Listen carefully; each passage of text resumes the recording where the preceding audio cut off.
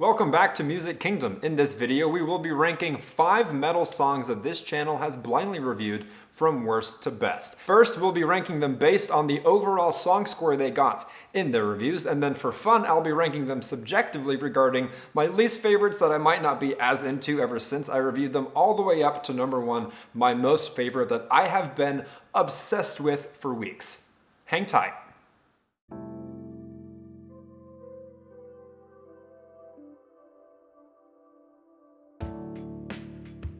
Hey music lovers, my name is Francis. If you'd like to support the work I put into these videos, click the like button and subscribe to the channel. And of course, if you'd like to support the channel even further, you'll find Music Kingdom's Patreon and other affiliate links in the description below. Alright, now before we start ranking the songs from worst to best, I should say, if by chance you have not watched any of the metal reviews on this channel, I am going to encourage you to do so. Reason being, you'll be able to see how I reacted listening to them for the first time. You'll be able to hear more in-depth specific commentary on each of them. You'll be able to see how we scored different categories like composition, production, lyrics, vocals, originality, so on and so forth. Simply because while I will be talking about each song that I'm ranking, it won't be nearly as in-depth as some of those other videos dedicated to one song that are at least 15 minutes going easily to 20 minutes, 25 minutes, sometimes even 30 minutes. Because we obviously like to get in-depth and comprehensive with our song reviews. Okay, with that out of the way, let's start ranking. It's important to note, as of the making of this video, this channel has only reviewed 7 metal songs, which means that yes, we will be ranking the top 5, and that means yes, 2 of them will be left out of the 5, honorably mentioned, of course. Alright, so going off the numerical overall song score, the first honorable mention at number 7 would be Master of Puppets by Metallica, which got a 7.6 out of 10. Now, in my opinion, a 7.6 is a strong enough and respectable score. As a reminder, just in case on the off chance some of you have not watched any of our song reviews, we do grade each category of a song individually, numerically, and then we add it all up and average it out, arriving at the overall score. And just honestly, personally, it is rare that I give any specific category of any song higher than an 8.5. So a 7.6 for me is very good. And then overall scores of 8s and above are considered great. So yes, regarding the 7 metal songs this channel has blindly reviewed, Master of Puppets by Metallica did get the lowest of the 7. Alright, moving on to the second honorable mention in this video based on overall song score. The 6th best metal song we've reviewed, or the 2nd worst metal song we've reviewed, is Heaven and Hell by Black Sabbath, getting a 7.9 out of 10. Personally speaking, I really enjoy that song, so I'd have to go back and watch the review to remind myself when we did break down the different categories why exactly it got a 7.9. Because truth be told, subjectively speaking, a bit of a spoiler when we get to the favorites that I'm ranking later just based on my own subjectivity, it is going to be a bit higher than 6. So there you have it, the 2 honorable mentions on the list getting the lowest overall song scores of the 7 metal reviews we've done. And now it's time for the main attraction, ranking the top 5 from worst to best. Starting at number 5 with the score of an 8 out of 10 would be Run to the Hills by Iron Maiden. Long before it became popular and trendy to be a bit more publicly virtuous or righteous, 41 years ago, Iron Maiden made a kick-ass, unpretentious song talking about the fucked up shit that happened to Native Americans. This song in its own right would help shoot Iron Maiden to a stratosphere of superstardom. They essentially managed to create a radio-friendly metal hit song without sacrificing much creativity and while maintaining integrity, absolutely not selling out in any way, shape, or form. On top of that, you've got the well-written lyrics that keep you engaged from start to finish. You have a very well-balanced production. Compositionally, a bit simple. However, it's important to keep in mind that they did tailor this to be played on the radio. A very original song as well, particularly regarding the aforementioned subject matter of the lyrics. And to top it all off, an exquisite, versatile, and legendary vocal delivery by Bruce Dickinson. A truly great song in my opinion, as reflected by the score of an 8 out of 10. But simply put, are there better songs out there? Yes. So let's move on. Coming in at number 4, a song that also got an 8 out of 10 for very different reasons, and my reason for putting it above the other 8 out of 10 would be that, in my opinion, objectively, it is a bit more artistic. To me, it is more complex and impressive overall, and that song would be Hallowed Be Thy Name by Iron Maiden. Regarded as one of the best metal songs in existence by many people, Hallowed Be Thy Name, at least for me, is like listening to a movie. The lyrics to me are just so inspired and so creative, telling the sad story of this poor dude in his cell waiting for his death to come, and yet throughout the song consistently you get so much philosophical wisdom. I remember that absolutely blowing me away. Now what I will add to that is that this song, not to sound like a middle schooler in the 2000s, but this song, perhaps more than any of the others on this list to me, has the most swag. Spoiler alert, I was a middle schooler in the 2000s, but this song just has presence, it has energy. From the very beginning, at least speaking for myself, you are absolutely hooked. And then it gets better and better and better and better with yet another exceptional vocal delivery from Bruce Dickinson. In my opinion, it is at least worth the consideration of being one of the best metal songs in existence, but then again, you guys know far more about that genre than I do, so I'll digress. Up next at number 3, with a score of none other than an 8.3, we have Parable and Parabola by Tool. Alive and breathing. Is it technically two songs merged to one? Absolutely yes, but I'm not going to rank Parable separate from Parabola since it is essentially an introduction to the song. What attracts me most to Tool's work, at least the limited amount of Tool's work that I've listened to so far, would be the brilliance of the lyrics and the bravery to compose songs that aren't necessarily catchy, playing around with things like time signatures, for example, but managing to do it in a way that is very listenable. Now, the song Parabola, in my opinion, regarding the complexity of Tool's work, is what I would describe as their more accessible work. It is easier to get into, but at the same time, they're not sacrificing all that much complexity or creativity either. The lyrics to Parabola are absolutely insane. Now, if I'm talking subjectivity, yeah, I personally love them because they are all about philosophy, metaphysics, spirituality, things like that. But even if I were to remove my own bias and interest in the lyrics from the occasion, you cannot deny they are still so brilliantly penned, coinciding with a composition tailored to fit them perfectly, a very sharp production in my opinion that is shown off a bit more in the intro to the song called Parable, and of course not the strongest, but a very strong vocal delivery as well. I think Parable and Parabola in their own right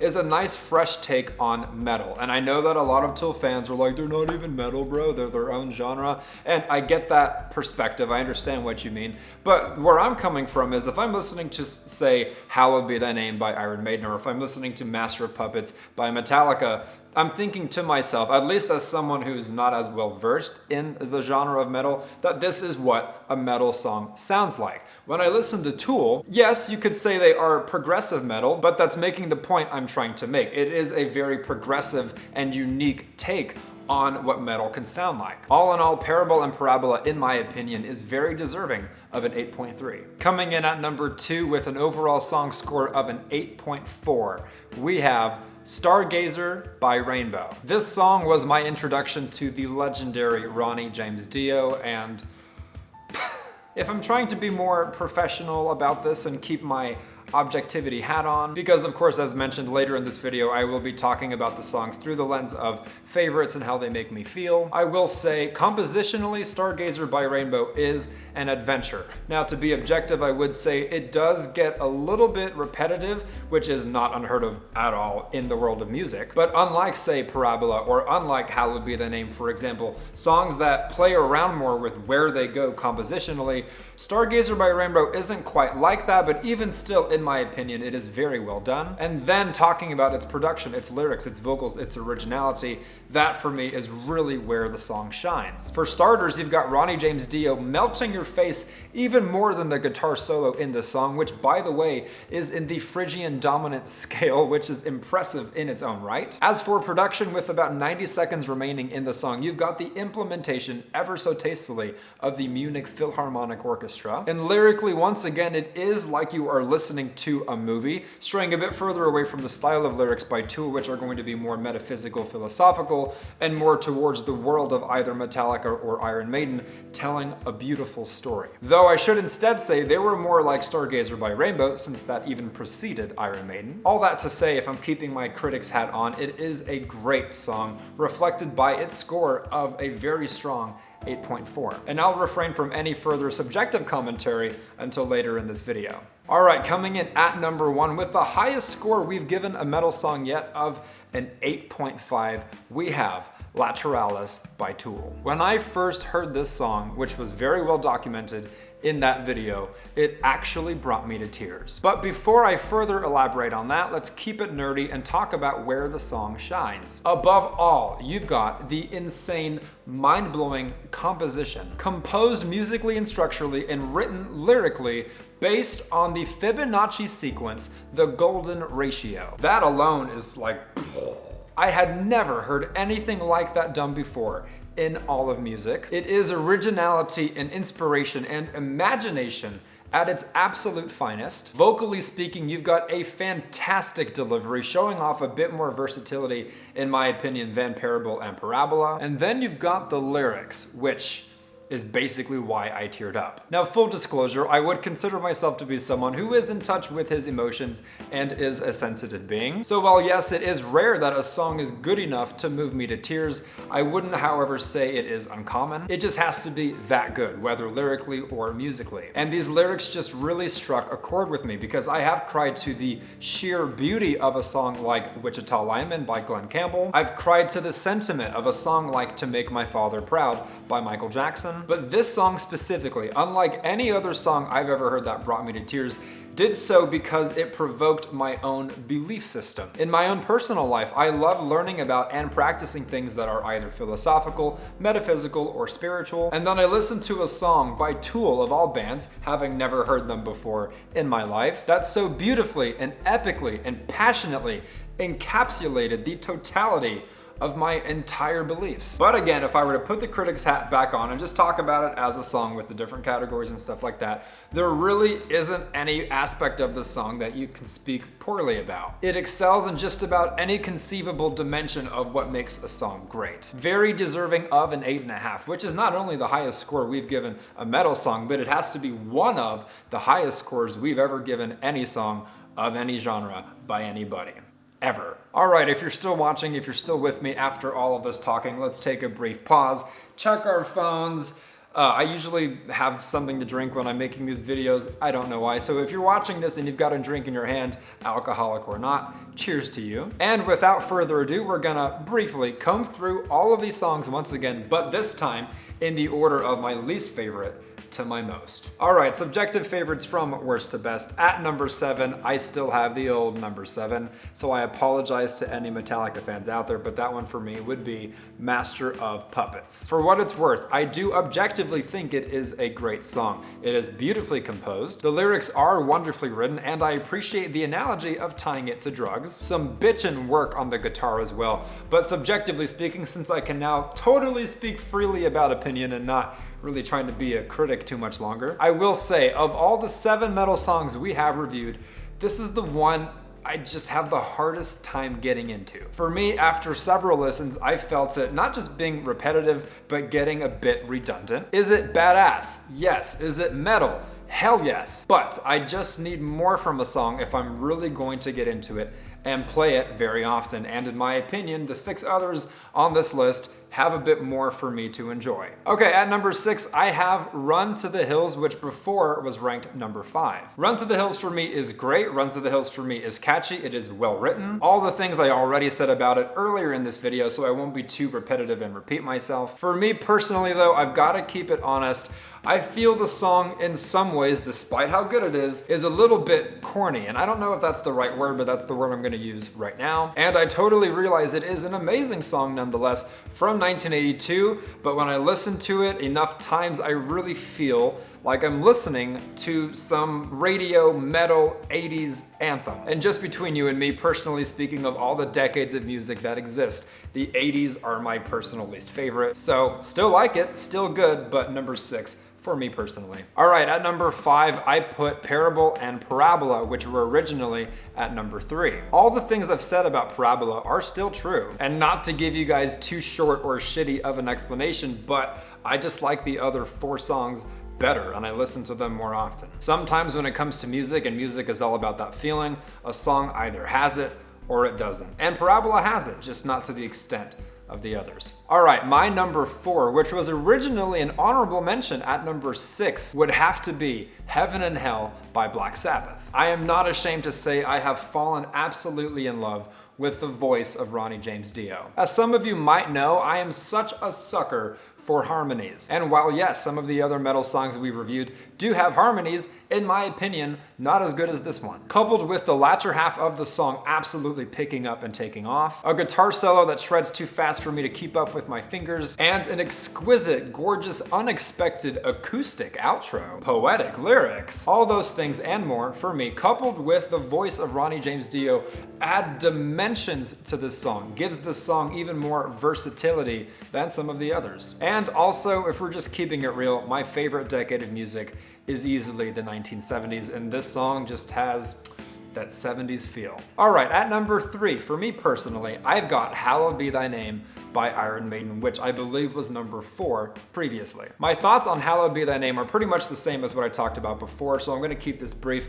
as opposed to my further explanation, for example, of Black Sabbath, because earlier in the video, I really didn't say that much about heaven and hell. But yes, in the case of Hallowed Be Thy Name, I hate to use this word again, but the swagger it has, the presence it has, just the overall feeling and level of badassery. You're engaged with the lyrics. The music is composed in such a way that it keeps you from getting bored. I mean, you're invested the entire time, and this is a longer song. Hallowed Be Thy Name is a song I can take a shower to. Hallowed Be Thy Name is a song I will drive to. Hallowed Be Thy Name is a song I will clean my apartment to, which for me personally is not usually the case with the genre of metal, but when a song is this good, you gotta love it. All right, at number 2, which was ranked number 1 previously, we have Lateralis by Tool. And look, I spoke a lot about Lateralis already in this video, so I apologize to any Tool fans watching this video, but if you'd like to know my reasoning for it being my second favorite metal song that I've ever reviewed on this channel, my explanation is essentially exactly the same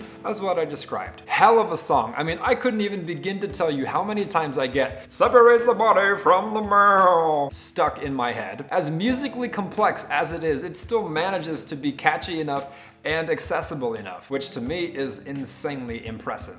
All right, at number 1, if you've done the mental math, you already know what this is going to be.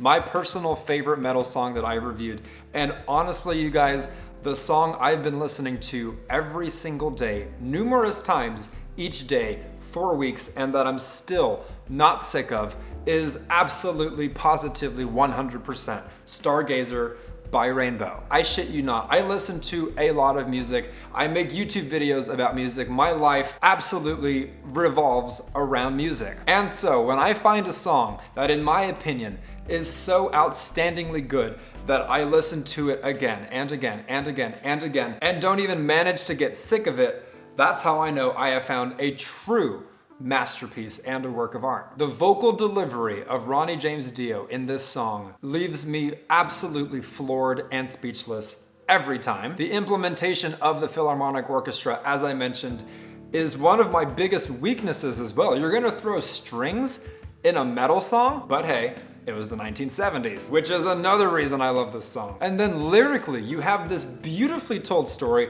this tragic, sad story that is so brilliantly done because in the latter half of the song, all of the lyrics switch from present tense to past tense when that son of a bitch wizard dies. It gives you everything you want to, especially compositionally, because in the beginning, the mood, the energy is this kind of tired, angry aesthetic, which then smoothly transitions into this epic, triumphant energy. Coupled with the tragedy of the lyrics, they give you a guitar solo as well in the Phrygian dominant scale, as mentioned. I realize I'm repeating myself from earlier, but this song for me just blows me away. In my opinion, this would convert just about anybody to not just the band Rainbow, but the genre of metal itself. Which I realize for a lot of you hardcore metalheads out there, this could also be considered hard rock, but honestly, for when it came out and for how influential it was, I am going to call it metal. And the amount of times I've probably almost made my phone crash by rewinding to where it has exactly 90 seconds left right when the injection of strings hits. Ronnie's voice goes to yet another level of versatility. Absolutely amazing. And yes, as mentioned, I listen to a lot of music all the time. All different kinds of genres, all different kinds of decades. Shit, I listen to music from the mid-1940s. So for me, a non-metalhead, to play this fucking song so often, in my opinion, tells you how good it is. And yes, with my critics hat on, I gave it, what, an 8.4, I believe, but if I were giving it just the feeling, if I were giving it my own subjectivity, my own opinion, 10 out of 10, honestly, with how much I enjoy it. So there you have it, and cheers to you if you've been listening to me ramble all this time and are still watching this late in the video. Let me know what your thoughts are regarding the ranking of these songs, what you would change, how you would do it yourself. Let me know what you agree with, what you disagree with. And of course, if any of these songs have caused you to think of other songs that you think I would like, please feel free to drop them all in the comments below. As mentioned, if you'd like to support myself and the work I put into these videos, click the like button and subscribe to the channel. And of course, if you'd like to support the channel even further, you'll find Music Kingdom's Patreon and other affiliate links in the description below. This has been another edition of Music Kingdom. Thank you so much for hanging out with me, and I'll look forward to chilling with you in the next one.